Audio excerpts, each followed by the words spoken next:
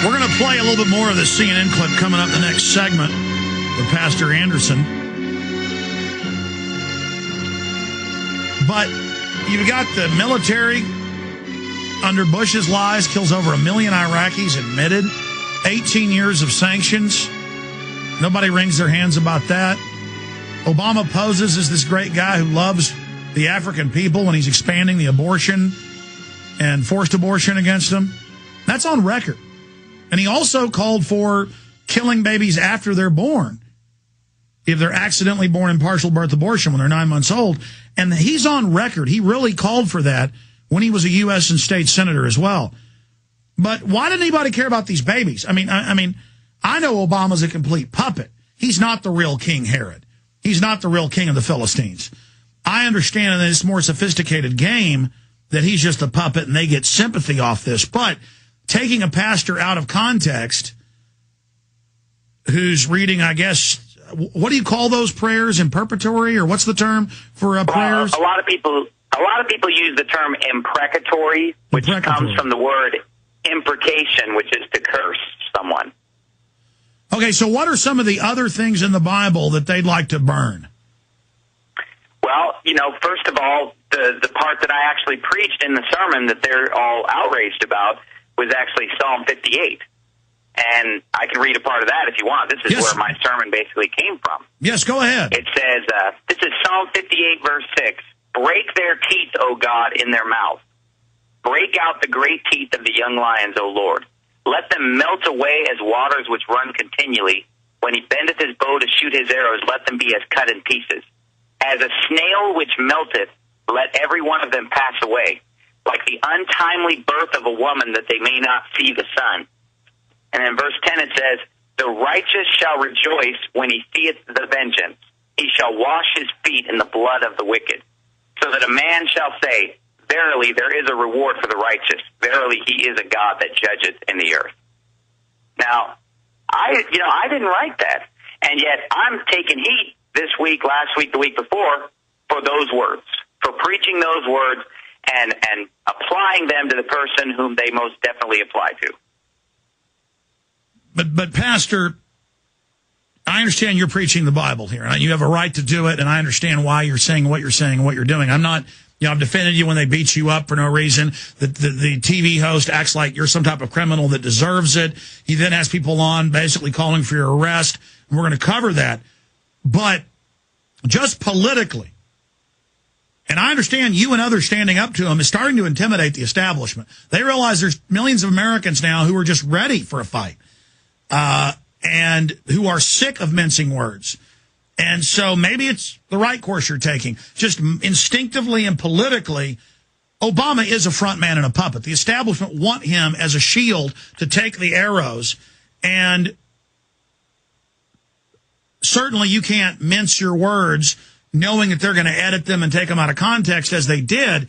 But I just think that hoping, he dies of brain cancer really plays into the media because they edited down what you said. I mean, what do we do about this? I guess we just let them use this against us. And I mean, do you see my point?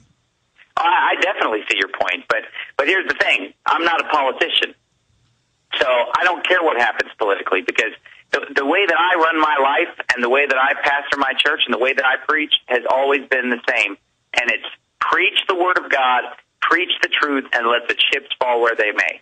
That's what any man of God, any preacher should be doing, and not weighing, how are people going to use this? Are people going to like this? Is my church going to grow? Am I going to lose people? To me, that doesn't matter. What matters to me is, did I obey God when he told me as a preacher to preach the word?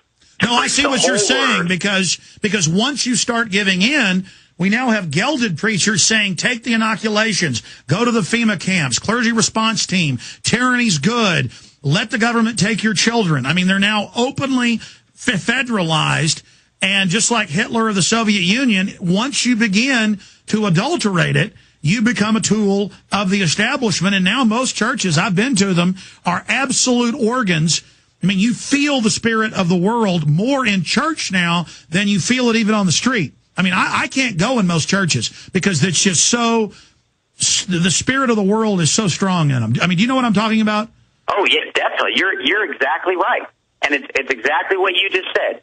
When you start to trim the message of the Bible, when you start to tone it down, when you start to back down and compromise, there is no end to it.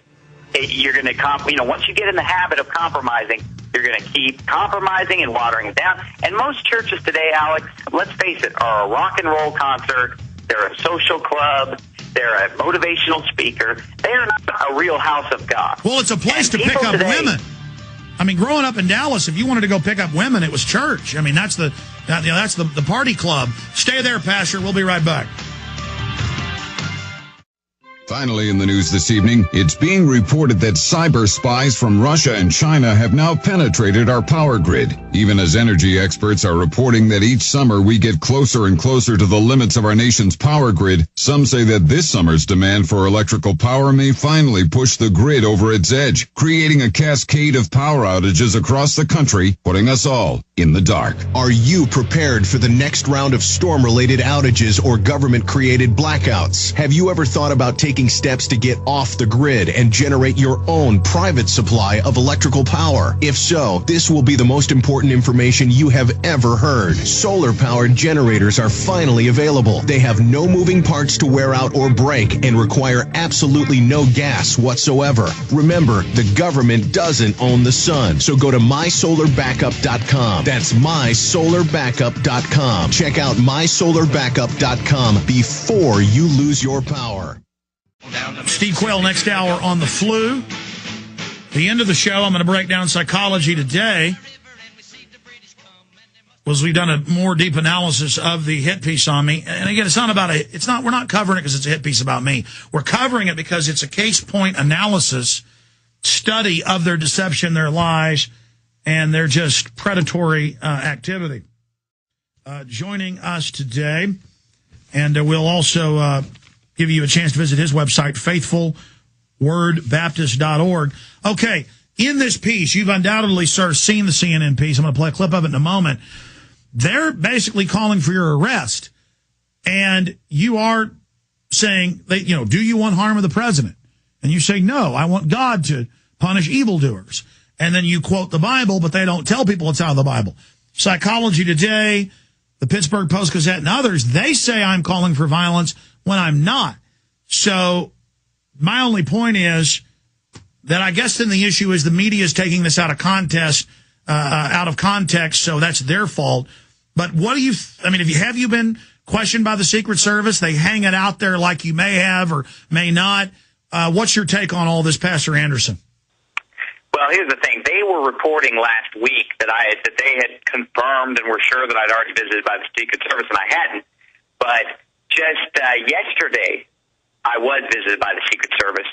I wasn't there, and I, called them and said, I don't have any comments, which is, always the right course of action is not to talk to the police, not to talk to them, without an attorney and so forth.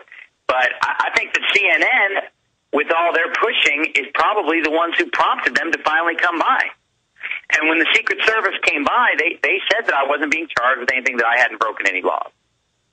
That's what they told, the people that they spoke Yeah, but with. CNN is hoaxing that you have. So do they talk to the secretary or somebody? Exactly. That's exactly right.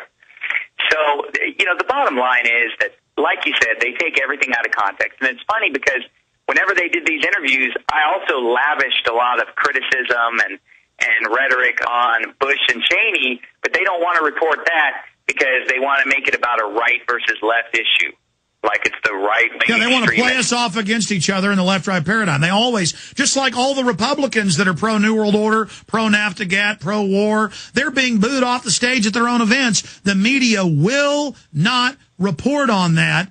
Local radio, KLBJ has, that's it. They will not report that all over the country that everybody's sick of the entire government. They've got to make it about Obama and then say it's racism. Exactly, and they want to make me out that I'm some kind of a extremist Republican that's just against Obama, and that where was I during the Bush administration? I've been preaching the same things for years, Alex. I preached this exact same sermon on Obama a few days after he was inaugurated.